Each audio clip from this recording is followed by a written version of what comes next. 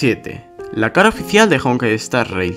Es un personaje que desde que apareció nos dejó muchas incógnitas, ya que esta no recuerda su pasado. En la página web de Honkai Star Rail podemos encontrar una pequeña pista de su pasado, la cual nos cuenta que pasó una eternidad flotando en el espacio en un cubo de hielo. Obviamente esto no es suficiente para conocer su verdadera identidad, pero he logrado crear una teoría que nos podría dar la respuesta a la cuestión de la verdadera identidad de esta chica. Sin embargo, esta teoría estará dividida en dos partes, ya que al momento de estar escribiendo esto, voy por la mitad y la duración ya es la de un vídeo normal.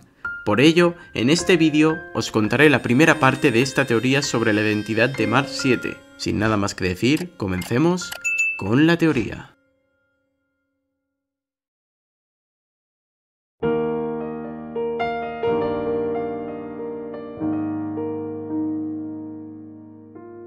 Tras el final del Gran Impacto, acá la batalla contra el último Erser, las cosas cambiarían para nuestras protagonistas, ya que la guerra eterna en la que habían estado participando durante todas sus vidas había acabado. La paz había llegado. Tras esto, nuestros personajes tomarían caminos distintos ahora que sus vidas estaban desancladas del Honkai, ya que este había sido encerrado en la luna. Mei seguiría entrenando, y con el tiempo sería nombrada líder del Escuadrón 3 de Chixal. Bronya abriría una compañía de videojuegos.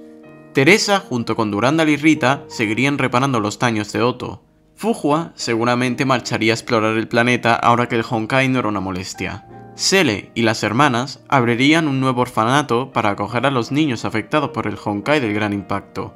¿Y Kiana? Kiana se quedaría en la luna protegiendo a la tierra del Honkai, jurando que volvería cada cierto tiempo para visitar a Mei y a su hija. Como último deseo antes de marchar a la luna, Kiana pediría crear un clon de ella mezclando sus genes con los de Mei, dejando claro que tendría que surgir en su etapa de niñez y libre del deseo de purgar al Honkai, para que desarrollara su propia personalidad liberándola de toda cicatriz restante de la guerra Honkai. De la fusión de estas dos legendarias valquirias saldría una niña de unos 10 años con el pelo blanco como la luna y ojos que compartían cierta semblanza con los ojos de sus dos madres. Ambas la adoptarían como su hija. Mars 7 heredaría el juramento Caslana de luchar por todo lo que es bonito en este mundo, pero esta vez de forma saludable, por parte de Kiana, y la amabilidad, generosidad y perseverancia de Mei. Ambas le enseñarían a Mars 7 todo lo que éstas aprendieron en sus batallas contra el Honkai. Pasan 8 años y Mars 7 se convierte en una valquiria rango A, aunque al igual que su madre Kiana, sería bastante inmadura e infantil, pero eso no le detendría para ser asignada a un escuadrón de Chixal. A partir de aquí, los acontecimientos de Post Honkai Odyssey 1 y Post Honkai Odyssey 2 tendrían lugar, y tras el final de Post Honkai Odyssey 2, Teresa enviaría otro escuadrón a St. Fountain. En este escuadrón se encontraría Mars 7, y como líder no solo tendría otra valquiria legendaria, sino que también sería la antigua maestra de su madre. Esta sería Fuhua.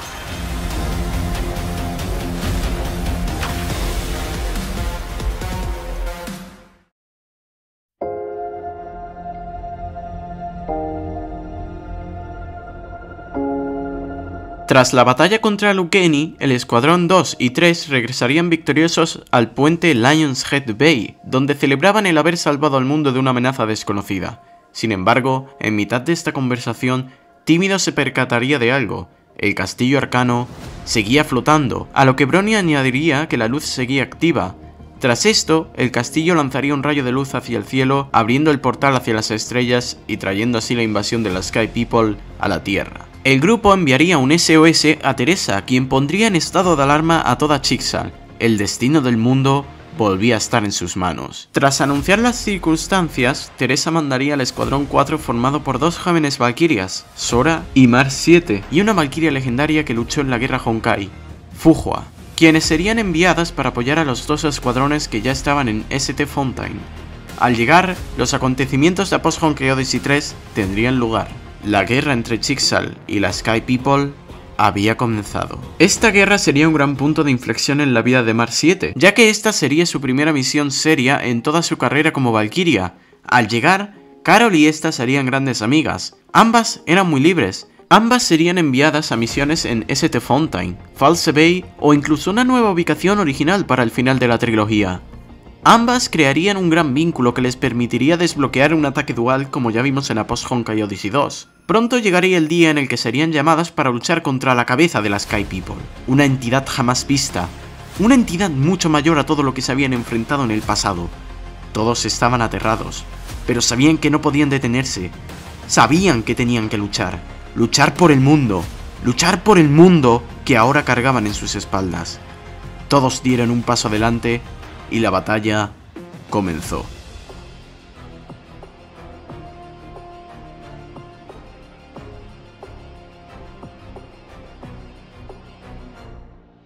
La batalla había comenzado. Las heroínas que hace 8 años habían liberado a la Tierra de las garras del Honkai volvían a luchar unidas por el futuro de la humanidad. Pero esta vez no lucharían como alumnas, no. Esta vez lucharían como maestras y a sus lados recibirían el apoyo de sus nuevos aprendices. Mei lucharía junto con sus 2 alumnos, Adam y Carol. Bronya se encargaría de apoyar el grupo en la delantera junto con Lyle y Tímido. Fuhua, junto a Marciet y Sora, se encargarían de limpiar todo el camino de monstruos molestos. Todo estaba yendo perfecto, y en mitad de la batalla, Teresa, junto con Rita y Durandal, llegarían junto con otro escuadrón de valquirias. En este escuadrón se encontrarían Rosalilla y Lililla, y en la cabeza del grupo se encontraría Sele. La batalla parecía ganada, o eso pensaban los héroes. El bando extraterrestre comenzaría a actuar de forma extraña. Los monstruos se estaban retirando, por lo que las líderes dieron el alto al fuego para observar lo que tramaban. Las tropas enemigas se reagruparían junto con la cabeza de la Sky People, quien las comenzó a alimentar con una energía que parecía haber salido de la nada, pero pronto todo tendría sentido. En mitad del alto al fuego, Mei miraría hacia la luna rezando por su amada Kiana, pero tras procesar lo que sus ojos acababan de ver, esta no pudo apartar la mirada. La luna estaba partida en 2. Ahora todo tenía sentido.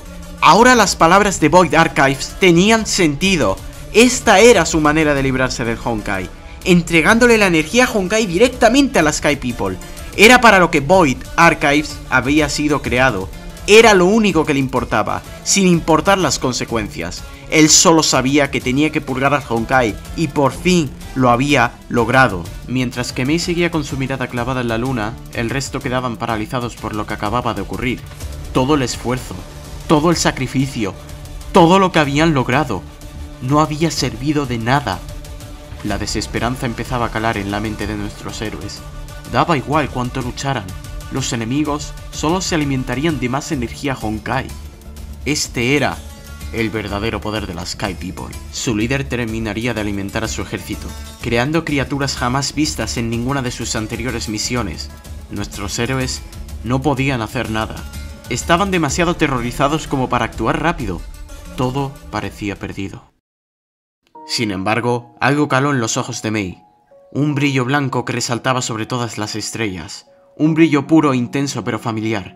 De repente, este brillo empezó a dirigirse hacia la entidad colosal que acababa de partir la luna en 2.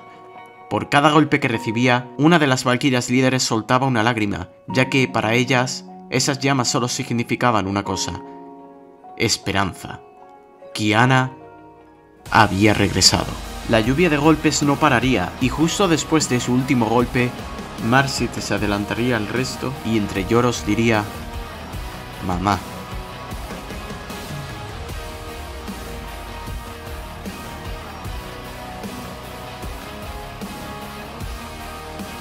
Y esto ha sido todo por hoy. ¿Qué os ha parecido?